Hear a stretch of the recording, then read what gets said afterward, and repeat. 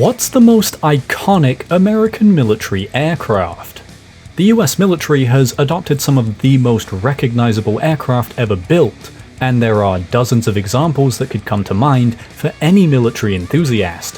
From the F-117 Nighthawk, the first ever working stealth fighter, to the SR-71 Blackbird, the legendary Cold War spy plane, or maybe the F-15 Eagle, the statistically most successful US fighter jet.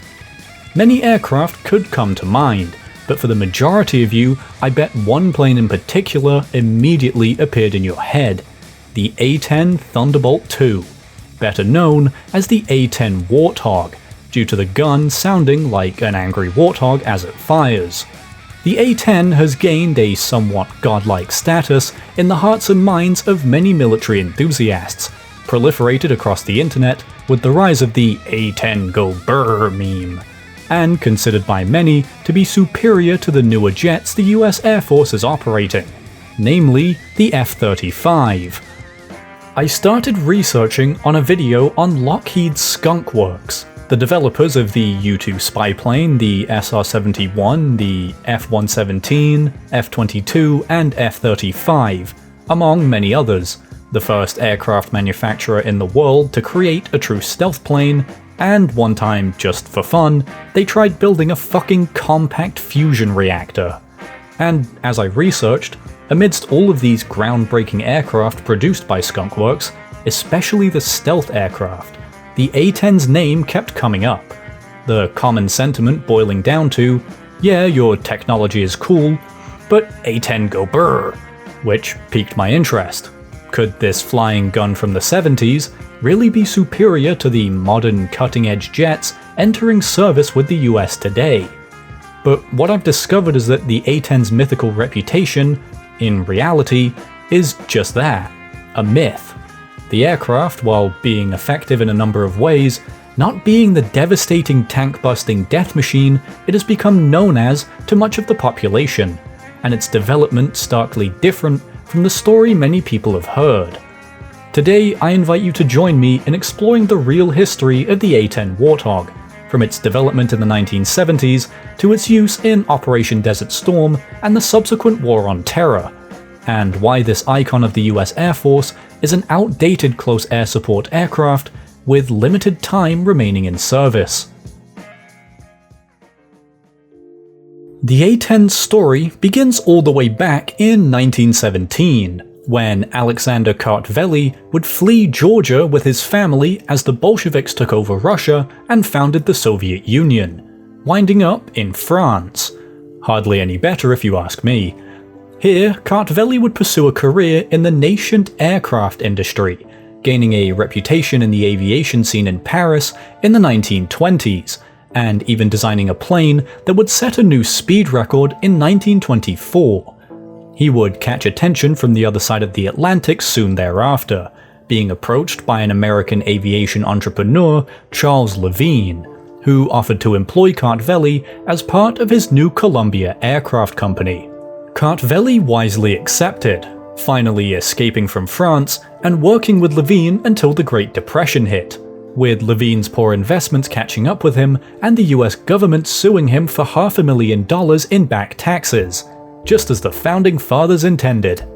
Kartveli would jump ship to another escapee of the Bolsheviks, Alexander Seversky, in 1931, joining Seversky Aircraft Company, where he would produce a high-altitude fighter bomber capable of fulfilling a ground attack role, known as the P-47 Thunderbolt for the US Air Force, which would be accepted into service in 1942. It's considered one of the most successful American planes of the Second World War, but as a propeller plane, it wouldn't last terribly long in service, especially after the US finally listened to the British for once and stopped dragging their heels on developing jet planes, the Thunderbolt being retired in the late 1940s. Kartveli remained at Seversky, renamed Republic Aviation in 1939 after Seversky was kicked out of his own company, continuing to produce fighter bomber designs, developing the F-84 Thunderjet and F-105 Thunderchief until the company was thunder swallowed up by Fairchild Aircraft in 1965. Fairchild would soon draw on Kartveli's expertise, as the US Air Force would put out a proposal for what it called the AX program, a new aircraft platform to replace the A-1 Skyraider that had been, let's say, underperforming in Vietnam. The United States would learn a lot from the Vietnam War in almost every aspect of their military structure and operation, and the Air Force was possibly the most scrutinized branch. From the complete ineffectiveness of Operation Rolling Thunder, with the jungle terrain absorbing much of the bombings, to the deeply flawed F-4 Phantom, with its inaccurate and rudimentary missile system, smoky engines, and the early model's lack of a gun. There were a number of issues with both the aircraft and tactics used by the Air Force, and the A-1 Skyraider was by no means immune from these issues. You see, the Air Force didn't give much of a fuck about close air support.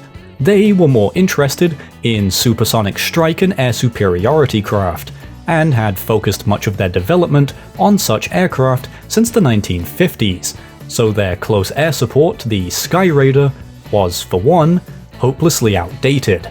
We're talking using a propeller engine from the 1940s in the mid-60s, making it dramatically slower than the jet-powered MiG-17s, 19s and 21s being used by the North Vietnamese. More worryingly though was the plane's severe vulnerability to small arms fire, an obvious fatal flaw for a design used as close air support. And as many things have a tendency to do in the US military, this caused an argument, this time between the Army and the Air Force. As the Skyraider was operating in a close air support role, its poor performance didn't just affect the Air Force, it had the potential to leave Army units on the ground without the air support they may desperately need. The Army had a larger concern though, being that when they requested air support, the Air Force could just leave them on red, which the Army thought was a dumb idea, and so the Army began a program to develop its own close air support. Since the Air Force claimed jurisdiction on all planes, the Army, out of spite, would invest in helicopters, producing the AH-1 Cobra, prompting the Air Force to begin searching for their own new close air support aircraft, starting the AX program in 1966. By 1970, after much debating and research, the Air Force had refined its requirements for the program. The plane would be built around a new 30mm rotary cannon, which would manifest as the GAU-8, with the aircraft designed to be able to loiter above a battlefield for extended periods, be extremely maneuverable at low altitudes, and be highly protected from small arms fire. All of these requirements make absolute sense for the time period. Many in the Air Force were wary of missiles following their poor performance in Vietnam, viewing them as unreliable wonder weapons that couldn't match the effectiveness of a good old-fashioned gun, which was a fairly accurate assessment in the mid-1960s, along with the need for small arms protection obvious after the over 200 losses of the Skyraider, with most attributed to small arms. And soon, Kartveli, already experienced in developing similar close air support gunplanes, would begin working on a design with Fairchild. A number of aircraft manufacturers would submit designs to the AX program, but only Northrop and Fairchild developed working prototypes for testing, with Kartveli and his team at Fairchild submitting their YA-10, first taking flight in 1972, against the Northrop YA-9, that would first fly just 20 days after Kartveli's design. The YA-10 would feature a twin-engined, straight-wing design, providing exceptional maneuverability at low altitudes, along with a titanium bathtub to protect the pilot from small arms fire, the plane being designed to maximize the effectiveness of the big fuck-off rotary cannon strapped to its nose, and be able to be lit up like a Christmas tree by enemy small arms while still completing its mission. After a series of trials with and against the YA-9, the Fairchild design would emerge as the US Air Force's choice for the close air support role in 1973, first taking flight as the A-10 Thunderbolt II in 1975, a nod to Kartveli's previous World War II era design, and with orders commencing in 1976. Unfortunately, Kartveli would not live to see his final project take flight in its production form, suffering a heart attack in June 1974 and subsequently passing away. And following Kartveli's passing, the A-10 would go on to become legendary. The Warthog's legacy is defined most commonly by its performance in the First Gulf War in 1991, where the A-10 was the most active aircraft partaking in Operation Desert Storm, and this operation is the source for much of the hype surrounding the aircraft. It was over the desert plains of Kuwait that the A-10 gained its legendary reputation as a devastating tank buster, strafing enemy targets with its 30mm cannon, and striking fear into the hearts of America's enemies ever since. But as with most legends, there is more to the story than meets the eye. And to understand why the A-10 kinda sucks, we need to establish what the A-10 does. The Warthog is a close air support aircraft, which is an aircraft engaging in air-to-ground attacks against hostile forces that are in close proximity to friendly forces. Essentially, a plane that flies in close, drops a fat load of ordnance all over the enemy, and hopes to God that they didn't just nail a friendly. The A-10 being designed to do so, primarily with the 30mm Freedom dispenser the aircraft was built around. And here is where the first problem with the A-10 arises: the big fuck-off gun. The GAU-8 is the weapon the Warthog is built around, able to fire almost 4,000 rounds per minute of depleted uranium 30mm ammunition. Ammunition which burns on contact with metal and improves penetration greatly. The GAU is also rated to be quite accurate, with 80% of its rounds landing within a cone with an angle of 5 milliradians, comparably much more accurate than its predecessor, the M61 Vulcan, where the number is 8 milliradians. Furthermore, the GAU is a brilliant piece of psychological warfare. The hippodiarrhea sound it makes as it exports 30mm Freedom, scaring the ever-living shit out of everyone unfortunate enough to end up in its sights. So what's the problem? Well, as it turns out, the operational use of an aircraft happens to paint a different picture than the hard facts of an aircraft's design. The practical limitations of the GAU-8 were exposed in 1978, just 2 years after orders began for the new aircraft, in a US Navy report for the A-10 program on A-10 testing against Soviet main battle tanks. The tests involved an A-10 pilot performing several passes over static, combat-loaded T-62 tanks, and revealed that while yes, the A-10 was capable of damaging and destroying Soviet tanks, it was anything but accurate. And this was in perfect conditions against static targets, with a ratio of 1 impact for every 10 rounds fired, and only 1 out of every 18 of those that impacted would penetrate the tank's armor. Furthermore, it proved incapable of penetrating the front of the tanks, and I should remind you, these are T-62s, a tank from 1961, and tank armor has significantly improved since then. As I mentioned when talking about the Skyraider, faults with a close air support aircraft don't just affect the Air Force, they affect the troops on the ground. And this is where the problem of the GAU's accuracy becomes even more concerning. Let's go back to that statistic for the GAU's theoretical accuracy, 80% within 5 milliradians, and assess what that means for those on the ground. Okay, so here's our target. Now we're looking at 5 milliradians for the spread of the GAU's rounds, which is equivalent to drawing a circle around the target with a 12-meter or 40-foot diameter. That means, in ideal conditions, 80% of the rounds will land in a splash zone the width of a shipping container, and 20% will land outside of that, which becomes problematic when friendly forces and civilians are on the ground nearby to the enemy you're firing at. and a number of recent incidents have highlighted this. In 2015, it was revealed that the A-10 was responsible for the most friendly fire incidents of any US aircraft, as well as the most civilian casualties, the latter becoming a propaganda point for the fucking Taliban, and higher-ups in the army began refusing to call in an A-10 strike unless they knew they were using precision-guided munitions, which, if the people who are giving you your targets are refusing to call you in if you use the one thing your aircraft was designed around, it really calls into question the place that aircraft has in the modern Air Force. The issue of friendly fire from the A-10 is also exacerbated by the second problem with the A-10, its target acquisition system for the GAU, or more accurately, its lack thereof. Hello, it's post-production Harold here. I have 2 points I'd like to quickly make, one about what I was just talking about, and the second about something I'm about to bring up.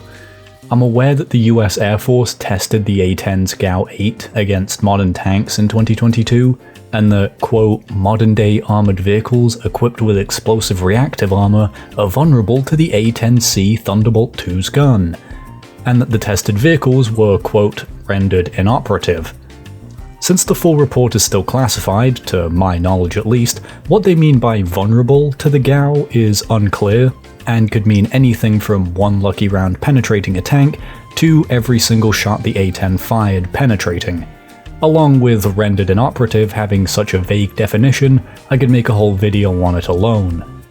The other thing I need to address is yes, I know the A-10C exists, which was an upgrade package for the aircraft in 2007 that added both night vision and better target acquisition equipment to the aircraft, with all A-10s receiving it by 2011.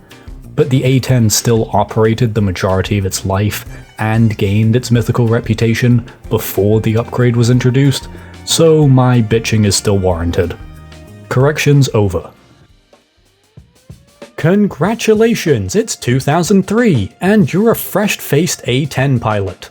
You've gone through all the necessary Air Force training for your aircraft, and you're ready to introduce democracy to the Middle East as the United States has begun Operation Enduring Freedom to liberate Iraq from Saddam Hussein, in what definitely isn't George Bush trying to finish the grudge match his dad had started in 1991. Today you've been tasked with attacking the artillery and rockets of an Iraqi armoured division along with another A-10, and are flying in Iraqi airspace when you see a convoy of what appear to be Iraqi armour and move to engage. To confirm this target, you use the most cutting edge of technology to ensure what you're about to fire on is indeed an Iraqi armour convoy. A pair of binoculars. Yes, a pair of binoculars is all you have to determine what you're shooting at. After confirming the target, you both fire your 30mm democracy cannons and rockets, destroying the target. Except that the Iraqi armour convoy is actually an allied British armour convoy, and you've just disabled 2 British tanks, killed 1 friendly, and injured 5 more. This is what happened on the 28th of March 2003, highlighting a severe flaw in the design of the A-10. The fact that the pilots have to identify targets they're about to strafe with hundreds of depleted uranium rounds with a pair of binoculars. This event was by no means unique, but certainly was the most controversial, with another such incident having occurred just 5 days earlier on March 23rd, when 2 A-10s misidentified Marine forces on a bridge as enemy armoured units and strafed the bridge, killing 10 Marines, with 1 survivor having previously survived an A-10 strafe during the First Gulf War. But let's just say these incidents are isolated, and that even with the A-10's lack of a reliable method of identifying targets and its inaccurate gun, it's still purported to have dominated the Iraqi ground forces in the First Gulf War. So let's get into the Gulf War and see how well it really did. The 1991 Gulf War is possibly the most successful modern military campaign undertaken by any military force.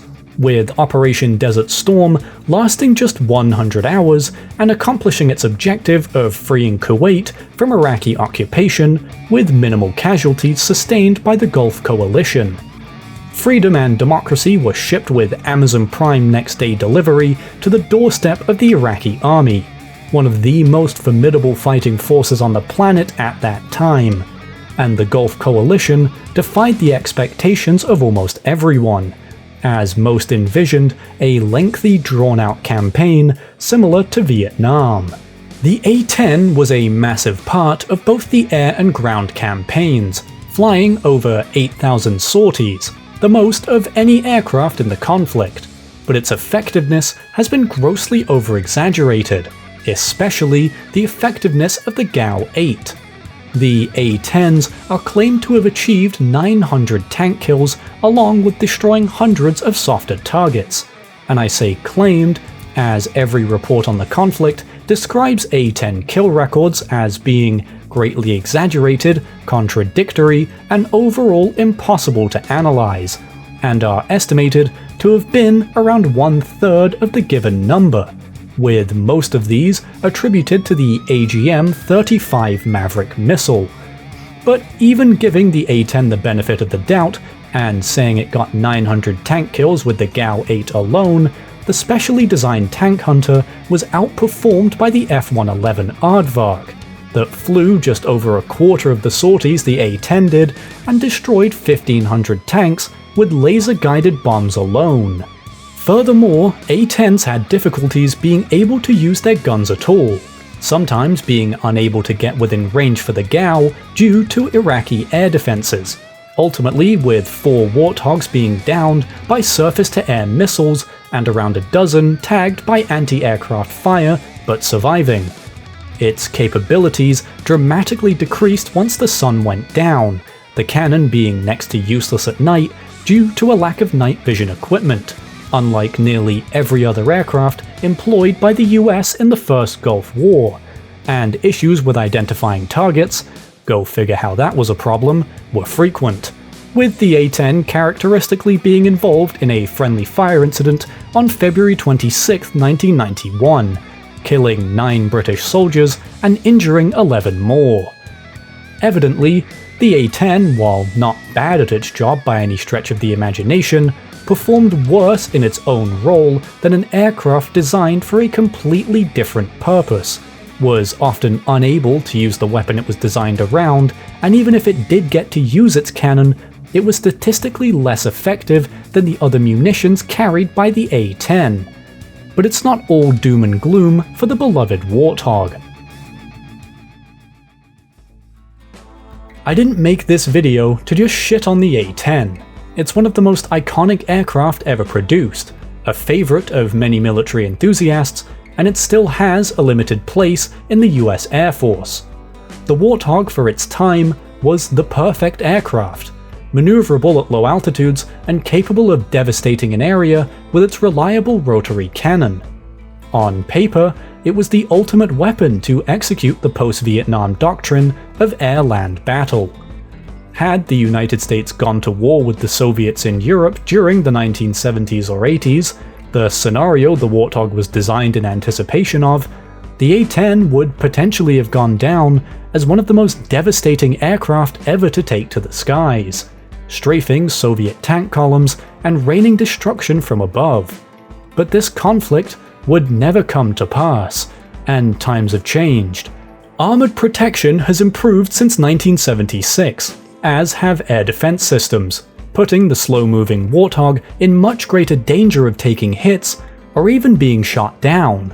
And aerial weapons have also improved greatly, with more accurate and reliable guided munitions that leave the inaccurate and friendly fire-prone GAU-8 in a position where its greatest and really only quality becomes its value as a morale destroyer, more shock and awe than having any long-term strategic use. I certainly think the A-10 is flawed at the core of its design. The plane is built around its gun, a gun that compared to many modern weapon systems is inaccurate, relies on a pair of binoculars to identify targets, has a tough time penetrating 60s-era Soviet tank armor, and is responsible for more friendly fire incidents than any other American aircraft. Guns just aren't the way forward for military aircraft. Strapping a cannon to the F-4 Phantom made sense. The aircraft was using radical new missile technology that had a tough time targeting enemy aircraft and were wildly inaccurate. And building the A-10 around its gun in response was the right call. But we aren't living in the 60s anymore. Missile technology is incredibly advanced now, and are much more effective than guns attached to planes. If you want evidence, look no further than the first Gulf War, where out of all the air-to-air combat losses for the Iraqis, all but 2 were shot down by missiles, and the 2 remaining being helicopters strafed by the A-10s. And since the Gulf War, missiles have been responsible for nearly all US air combat victories. It's this point that confuses me when people want to keep the A-10 in service, since even before the first Gulf War, the US has had weapons more capable and accurate than the GAU-8 that have much less risk of causing the same level of friendly and civilian casualties the Warthog has caused. The A-10's reputation as a tank hunter is overblown, and even with the improved A-10C upgrade in 2007 finally giving the aircraft night vision, the F-16 took over much of the close air support role in Afghanistan, and the Air Force is looking to retire the aircraft by the end of the decade. War changes, and those changes have largely nullified many of the advantages the A-10 once provided to the US Air Force, especially when compared to the much more capable F-16, F-22, and F-35s that are more than equipped to fill the A-10's role, a plane that hasn't been in production since 1984. The P-47 Thunderbolt was by no means a bad aircraft used by the US Air Force, but times changed and it had to be replaced, and it's the same with the A-10. It had a purpose, and it served that purpose, primarily in the waning years of its effectiveness, and the A-10 cannot last forever, even if a true close air support replacement doesn't currently exist, but one undoubtedly will. It still goes brrr, and it's still an iconic part of American military history, but it sadly isn't the king of precision airstrikes we all think it is, though it is still useful, and more importantly cheap to operate, as a close air support aircraft. Oh, and one more thing before I go. Fuck Pierre Sprey. That lying bastard had nothing to do with the AX program, nor any form of the A-10 that ever entered service, and the only source to ever say that he did was himself. Rest in peace, Alexander Kartveli, a legend of aircraft engineering and creator of the beloved Warthog. If you've made it this far, thank you for watching. I really appreciate it, and I hope you enjoyed the video, and maybe learned something new. If you did, please like the video and subscribe for more content, and I'll see you in the next one.